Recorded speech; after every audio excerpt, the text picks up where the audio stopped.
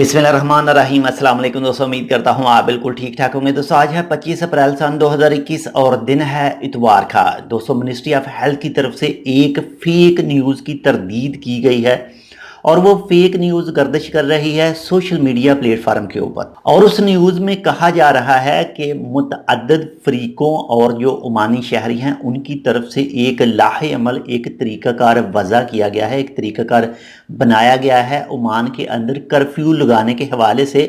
और ये पेश किया जाएगा कल, यानी पीर को ओमान सुप्रीम पेंट का इजलास होगा तो उसमें ये पेश किया जाएगा। तो ओमान सुप्रीम पेंट की तरफ से इसके बारे में कहा गया है कि ये खबर झूठी है, इसमें किसी भी किस्म की कोई सच्चाई नहीं है। तो आप तमाम लोगों से यही रिक्वेस्ट है कि जितनी भी न्यूज़ आप हासिल करें, जितनी भी मालूमात हासिल करें, वो ऑफिशियल ज़रिए से ही हासिल करें। अगर आपके पास कोई ऐसी न्यूज़ आ जाती है, अगर आप उसमें कन्फर्म नहीं हैं तो उसे किसी भी सोशल मीडिया अकाउंट में शेयर ना कीजिए। वो चाहे फेसबुक हो, व्हाट्सअप हो, यूट्यूब हो, कोई भी अकाउंट हो, उसमें शेयर ना करें। अगर आप शेयर करेंगे वो न्यूज़ फेक होगी तो आपके ख़िलाफ़ भी कानूनी एक्शन लिया जा सकता है। इसलिए जितना हो सकता है ऐसी न्यूज़ से खुद भी बच कर रहें और दूसरों को भी बचने का मशवरा दीजिए।